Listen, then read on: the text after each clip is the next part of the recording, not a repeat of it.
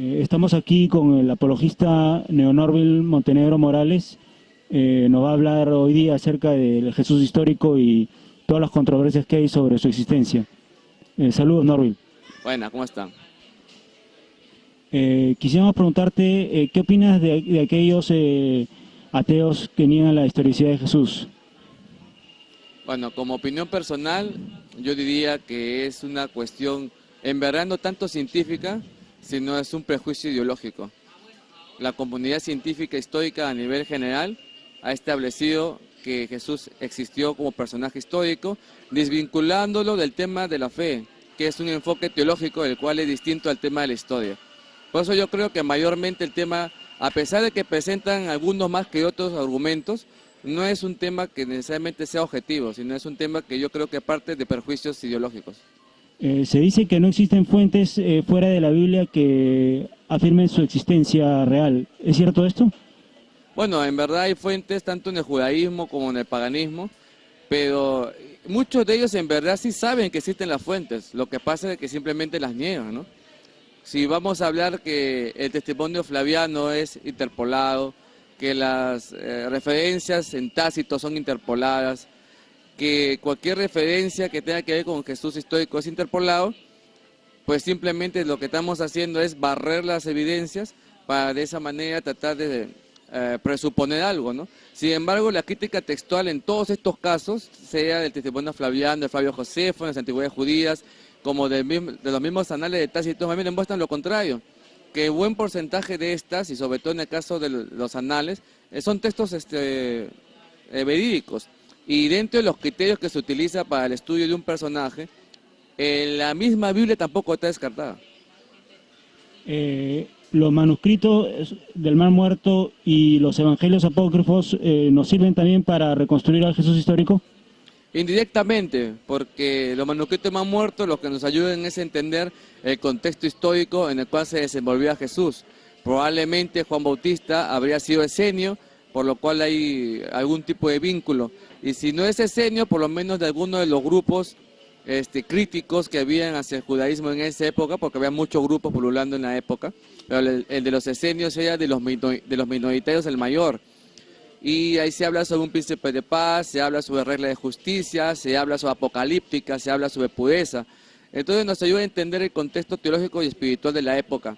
Y en cuanto a los apócrifos, si hablamos del Nuevo Testamento, que son posteriores a los sinópticos según diversos estudios, tanto de estilografía, de dependencia textual contextual y de crítica textual, nos sirve también como algún tipo de referencia sobre la antigüedad de los sinópticos con relación a los apócrifos, que la mayoría son del año 100 hacia adelante, y también nos sirve como referencia en todo caso qué es lo que creían los autores de los apócrifos, ¿no? Sobre todo los gnósticos, que tenían una base cristiana, pero que en sí no eran reconocidos cristianos por la comunidad cristiana en sí, ¿no? Ustedes, como representantes de la Iglesia Católica, ¿cómo interpretan el pasaje de la resurrección? ¿De manera simbólica o literal? Bueno, los cristianos católicos asumimos la resurrección como una cosa real, ¿no? Lo que queremos decir dentro de nuestro contexto teológico y doctrinal es de que Jesús es verdadero Dios y verdadero hombre. La divinidad se encuentra tanto en el alma como en el cuerpo, que es lo constituyente de un ser humano, y cuando se genera la resurrección es porque esta alma y este cuerpo se reencuentran a sí mismos.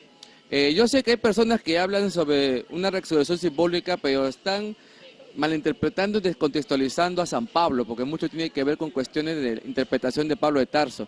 Las citas que salen en 1 Corintios y alguna más, hace referencia a que es el mismo cuerpo físico el que está siendo transformado en cuerpo espiritual. No son dos cuerpos, es el mismo cuerpo el que está siendo convertido en algo distinto a como era antes, pero a partir de la misma sustancia. Por lo tanto, lo que narra San Pablo, lo que narran los evangelios, lo que narra otros textos del Nuevo Testamento y en general la doctrina cristiana, no es contradictorio unos con otros. Hay mucha gente que quiere contraponer textos bíblicos porque supuestamente cada escuela, digámoslo así, vendría a ser como una especie de grupo o secta distinta. Pero no es lo que la historia ni que los mismos textos nos dicen. Nos dicen más bien que hay una comunidad unida, pero que tenían obviamente diversas sucursales y líneas y estilos de expresión, pero sigue siendo la misma comunidad. Hay algunos historiadores e incluso algunas novelas que mencionan que Jesús no fundó ninguna iglesia. ¿Piensa que esto tiene alguna base? Que Jesús no fundó ninguna iglesia. Bueno, empezando por el texto de Mateo 16-18, donde dice textualmente que Jesús fundó una comunidad, una cajal en hebreo, eclesía en griego, eclesia en latín. O sea, lo normal de un maestro o de un rabí que tenía una comunidad de discípulos, ¿no? Esa comunidad, esa asamblea, es lo que significa una iglesia. Si Jesús funda una comunidad de discípulos con el propósito de continuar su predicación y su enseñanza, independientemente del tema que se creía que el mundo se iba a acabar rápido o que los apóstoles y discípulos pensaban que Jesús iba a regresar rápido, cosa que en verdad no dijo, independientemente de eso, la idea es seguir propagando la enseñanza. Por eso cuando los apóstoles van envejeciendo y van muriendo, incluso desde antes van nombrando sucesores, diáconos, presbíteros y obispos o episcopos, supervisores. Estos son los que mantienen el liderazgo de la iglesia, o sea, de la comunidad, en la medida que estos van falleciendo o van siendo martirizados. Justamente la idea era que esta comunidad, una vez incluso que se concientiza que el regreso o la parucía de Jesús iba a durar más tiempo de lo previsto, estos iban a continuar, iban a seguir manteniendo la iglesia. Por lo tanto, era lógico que Jesucristo, como líder, preveía toda esta situación y como él mismo dice al final del Evangelio de Mateo 28:20, ustedes estarán aquí conmigo hasta el fin de los tiempos. Por lo tanto, el fin de los tiempos todavía no llega, por lo tanto, la iglesia tiene que continuar. ¿Qué opinas tú acerca de estos libros que tratan de reconstruir al Jesús histórico, pero ya muy apartado de los evangelios? Entre esos encontramos libros como Jesús el Celote de Reza Aslan, o también Antonio Piñero, que en sus libros lo menciona a Jesús como un rabino fracasado, que solo se cree un profeta y apocalíptico, básicamente, ¿no? Claro, hay muchos buenos autores católicos y en general cristianos a los que se puede recurrir para hacer un análisis de todos estos textos. Historiadores, exégetas y hermeneutas también.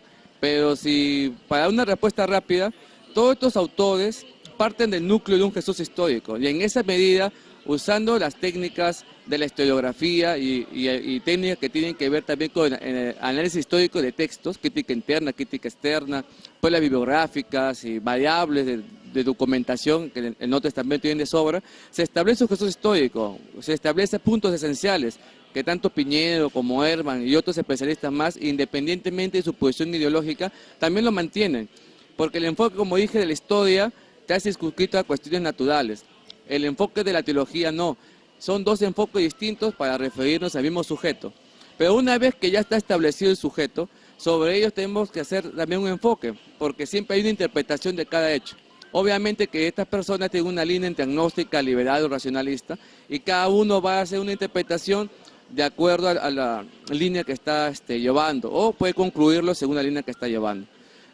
Para algunos ha sido celote, para otros ha sido profeta fracasado, para otros ha sido un rabino inclusive.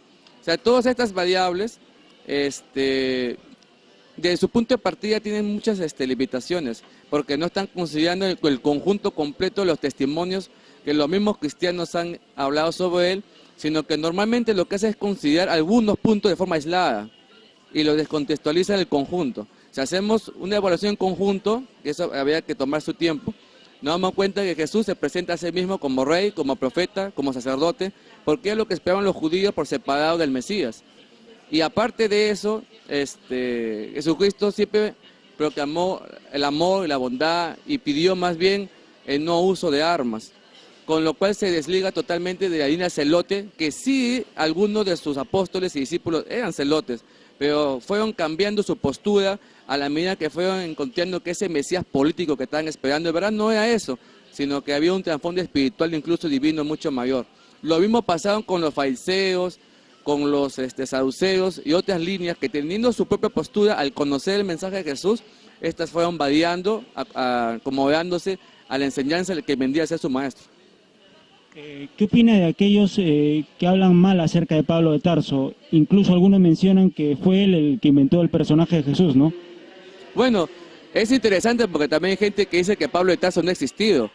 lo cual trae bastante problemática histórica. ¿Por qué? Porque cada vez que tú niegas un personaje tienes que sustentar las cosas en relación con él a través de otro contexto, pero lo vas complicando más porque vas a necesitar más elementos para justificar cada elemento que niegas. Pablo de Tarso da testimonio en sus cartas, sobre todo aquellas que son más reconocidas por la crítica, sea Romanos, 1 Corintios, sobre todo Gálatas, que él conoció personalmente a Pedro, que él conoció personalmente también a los apóstoles. Y en los Hechos de los Apóstoles también se narra ese encuentro. Por tanto, él conoce a las personas que conocieron a Jesús histórico. Una postura cristonegacionista, al negar a Jesús, se hace un problema. Y de ahí que negar a los apóstoles aumenta hasta el problema. Aquí es negar a todos los personajes del Nuevo Testamento que no tengan registro histórico, el problema aumenta más. Me refiero a un registro histórico, entre comillas, con certeza total, ¿no? Y ahora también quiere negar a Pablo de Tarso, la cuestión todavía se hace todavía más problemática. Como ya me ha mencionado antes, Pablo de Tarso genera una profundización teológica a partir de sus estudios como fariseo y su cultura griega. Eso, más su experiencia personal de un encuentro vivo con Jesucristo, fue lo que lo marca y hace toda una recapitulación. La enseñanza que él tiene no está separada de los apóstoles, está en unión con ellos. Y cuando todos los testimonios escritos que se mantienen, porque la historia se basa en la mayor probabilidad, cuando es certeza, se basa en la mayor probabilidad, y por eso tenemos estos documentos, más otros documentos posteriores, que habla de la afinidad de comunidad de Pablo de Tarso con el resto de la comunidad cristiana, del resto de los apóstoles. Por lo tanto, no hay contradicciones históricas como tampoco hay contradicciones doctrinales. Me parece más bien de que están sacando a San Pablo de su contexto. ¿Y cómo debemos ver los cristianos a la figura de Juan el Bautista? Bueno, Juan el Bautista, los mismos textos bíblicos lo mencionan como el último de los profetas del Antiguo Testamento, como el precursor, como aquel que abre el camino, que él no es digno de desatarle las sandalias y que el más pequeño del reino de los cielos, o sea, el que recibe la presencia de Dios por el mensaje de Cristo, es mayor que Juan el Bautista. Pero Juan Bautista cumple un papel muy importante. Incluso muchos estudios sugieren de que él ha sido pariente de Jesucristo, o primo, ¿no? Pariente, y que su forma de predicar, su forma de vivir, se parece mucho al de los nasorios, aquellos que tienen un voto, y por eso también muchos lo asocian con los esenios, o si no son los esenios, cualquiera de los otros grupos bautizantes semejantes que existían en esa época, sobre todo por el desierto de Judá. Es un personaje muy importante en la Biblia, y justamente hace el papel de precursor y de enlace entre el Antiguo Testamento y todo lo que tiene que ver con el judaísmo anterior, con el cristianismo posterior. Se dice que Jesús tuvo varios discípulos. ¿Aproximadamente cuántos tuvo y qué función tenían ellos? Bueno, había que distinguir entre apóstol y discípulo, ¿no? El apóstol es aquel que es formado para dirigir. Es una persona que ha sido escogida, incluso la etimología también va por ahí. El discípulo más bien es una persona que es seguidor, y estas personas cumplen también un papel de apoyo, cumplen un papel de servicio, pero justamente de todas las personas que Jesucristo llamó, 12 seleccionó como apóstoles. Estos enviados tienen que cumplir también un papel de liderazgo. Esa es la diferencia entre un apóstol y un discípulo. Los discípulos cumplen un papel de apoyo y de servicio en la comunidad, un servicio voluntario, un servicio por amor a sus convicciones, un amor por servicio a su maestro. La cantidad en general se desconoce, pero habían grupos distintos que pueden ser catalogados por docenas, por ahí se menciona 70, 72, y las conversiones que hizo Jesús en todo su recorrido por Israel y un poco fuera de Israel, hacia comunidades donde habían también poblaciones judías, se pueden contar entre cientos a miles, incluyendo los testimonios que en el mismo Nuevo Testamento se habla, por ejemplo, en las multiplicaciones de los panes, o cuando la población quiere proclamar a Jesucristo como Mesías, la cantidad de gente que acoge a Jesucristo cuando Él entra a Jerusalén, más las conversiones posteriores que narra el Nuevo Testamento, por ejemplo, en Pentecostés, uno puede ya imaginar cantidades de miles, ¿no? Según su experiencia y toda su lectura, ¿cuál crees que es para ti la prueba más definitiva o más certera de la existencia del Jesús histórico? Bueno, desde una perspectiva histórica, que Jesucristo cumple todos los criterios de historicidad en simultáneo y que dentro de ella está también la historicidad que el texto bíblico te ofrece por análisis que son objetivos e imparciales para todos los tipos de textos. Si no me equivoco, hay un estudioso, Chaucer, el cual analiza la historicidad del texto porque ahí es la crítica externa. O sea, todas las cuestiones geográfico-históricas que menciona como marco son reales. Hay una crítica interna en la cual hay una coherencia de personaje, de mensaje, y hay pruebas bibliográficas. O sea que hay bastantes copias del texto que se conserva, cuyas variables textuales no alteran el trasfondo del texto, ¿no? O sea, el sentido del texto. Eso, más todo lo que tiene que ver con fuentes judías, fuentes paganas, con el mismo sentido del cristianismo, los testimonios, los apóstoles hasta la muerte. Eso más la lucha que había contra los enemigos, los cuales nunca negaron su existencia, sean judíos, sean paganos, porque podían hasta decir cuestiones despectivas para blasfemas, pero nunca negaban su existencia. Los criterios de historicidad son variables, sea de contradicción, de necesidad histórica, sea de interrelación, pero todos estos criterios, entre muchos otros, son criterios que se han establecido en general para todos los personajes históricos. No son criterios a dedo para Jesucristo, no son escogidos adrede solo para Jesús de Nazaret. La cuestión que las ciencias, incluyendo las ciencias sociales como la historia, según la experimentación constante, se va dando cuenta que puede encontrar criterios para determinar la historicidad de un personaje. Y Jesús de Nazaret los cumple. Por eso que en la comunidad histórica prácticamente ya no se debate su existencia, lo que se debate es quién ha sido. Claro que hay un pequeño sector comandado por Richard Carrier y algunos más, Wells, Doherty, algunos de los cuales ni siquiera son historiadores, solo son investigadores independientes que podían incluso caber en la posición de opinólogo. Así como hay muchos también en América Latina, en el Perú, que también están tomando esta línea para poder sustentar. Pero como dije antes, me parece que más es un prejuicio bajo unos presupuestos no cristianos, tal vez hasta ateos o cristianofóbicos, más que una cuestión objetiva. Porque si somos objetivos siguiendo la misma línea, yo podría decir que incluso cuando se niega la teoría de la evolución en biología, respetando las diferencias epistemológicas, se están negando lo más probable, lo que tiene más evidencia, lo que tiene más pruebas, lo que es prácticamente lo mayor certero posible. ¿Por qué no se es coherente con la misma posición en cuanto a historia con el tema de Jesús histórico, teniendo la mayor probabilidad, teniendo las mayores pruebas, teniendo las mayores evidencias, cuando la gran cantidad de tesis y de contrastes de los cristianegacionistas son contestados en verdad?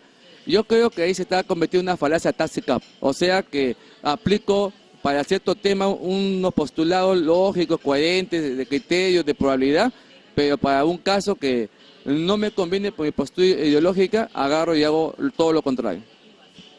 Para finalizar esta interesante entrevista, quisiéramos saber qué opinas acerca de la visita del Papa Francisco el próximo año y de todo este grupo de gente, sobre todo del ateísmo y del escepticismo que atacan su venida y argumentan no debe venir con la plata del pueblo y que el Estado no debería subvencionar esta venida. Bueno, como cristiano católico que yo soy, y doy gracias a Dios por eso, obviamente que yo estoy gozoso de que el pastor, el representante de Cristo en la tierra, como nosotros lo asumimos, venga a visitarnos, porque su visita es una cuestión espiritual para los que somos creyentes, que somos la mayoría del país. Esa es una cosa muy importante, sobre todo la mayoría siendo católica. Ahora, que el hecho de que la mayoría sea católica obviamente no quiere decir que tengamos la razón, pero yo creo que también hay que comprender los contextos históricos donde las personas los movemos. O sea, hay que saberse ubicar un poquito, no hay que ser tan desubicados, diría yo, como muchos anticatólicos, sean incluso creyentes o no creyentes. Creo que hasta hacen berrinches sobre una situación que no les corresponde. Ahora dicen que la plata del Estado, bueno, la plata del Estado en buena parte es la plata de los católicos también. Ahora, si alguien no desea que su dinero tenga algo que ver con cuestiones católicas, pues puede hacer un cambio en la ley para que su dinero no vaya hacia eso, como se hace en otros países. cuando viene el Papa como visita, tanto como jefe de Estado, como en el caso del líder de la Iglesia Católica, es un hecho que el Estado sí tiene que hacer un gasto en representación de los católicos que estamos también aportando. ¿Por qué? Porque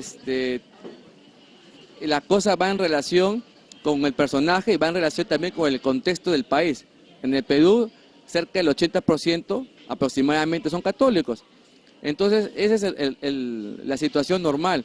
Yo creo que aquellos que están en desacuerdo por algún tipo de anticatolicismo, yo más bien les llamaría a reflexionar, que abren un poco su mente y su corazón, y si tienen un tipo de, no sé, cizaña, de odio o alguna cosa así, que respire bien. Si es creyente, pídele a Dios que calme ese tipo de situaciones. Si no es creyente, pues respira, toma las cosas con tranquilidad, simplemente no asistas, ¿no? Estamos en democracia, los que desean participar, participan, los que no desean participar, no participan. Estar haciendo manifestaciones, bloqueos, insultos inclusive, como pasa en muchas partes del mundo con la jornada de la juventud y con otro tipo de eventos, me parece más bien muestra de intolerancia fanática. Estamos en una sociedad dialogante, necesitamos conversar y ponernos de acuerdo sobre el consenso que es mayormente conveniente y beneficioso para el país, respetando el contexto mayoritario, que en este caso es católico, por eso incluso tenemos hasta un concordato, ¿no? Entonces tenemos que tener ese tipo de mentalidad abierta y simplemente conversar cómo podemos hacer todos para mejorar el mismo país, nuestro Perú tan amado, que todos queremos ayudar a que progrese, a que mejore, seamos católicos o no, todos estamos de acuerdo con eso. Yo creo que ahí tenemos que centrar la cosa. Ese también es el mensaje que el Papa Francisco viene a traer a este país y eminentemente presentar el plan de salvación, el amor de Dios hacia la gente, porque que la gente tenga bien claro que el sentido de la vida solamente se cumple en Dios y específicamente en Cristo como cristianos que somos, ¿no? Amor a Dios, amor al prójimo. Muchas gracias por concedernos esta entrevista. ¿Algunas palabras finales para despedirnos? Bueno, claro, yo les agradezco a todos los que están viendo esto, agradezco a todas las personas que seguramente van a comentar algo porque sea constructivo y analítico, y les invito a que puedan participar de mi grupo del Facebook. Tengo uno, Teología Apologética y Mística, vinculado con Otto Creos y Filosofía en el Face, así se llama, y uno que se llama Ágora Ecuménica, de la Alameda Chabuca Grande, Plaza San Martín, en el cual es un lugar pluralista donde todos podemos compartir argumentos, incluso críticas, pero siempre con una cuestión cultural, racional y educada. Los invito a participar de estos dos grupos de Facebook, más mi página personal, que también está como Neonorbil Montenegro Morales, en el cual he publicado algunos videos y a veces comento algunos temas de cultura general, sea religión, filosofía, ciencia y en general. Bueno, están invitados. Dios los bendiga a todos. Gracias. Gracias.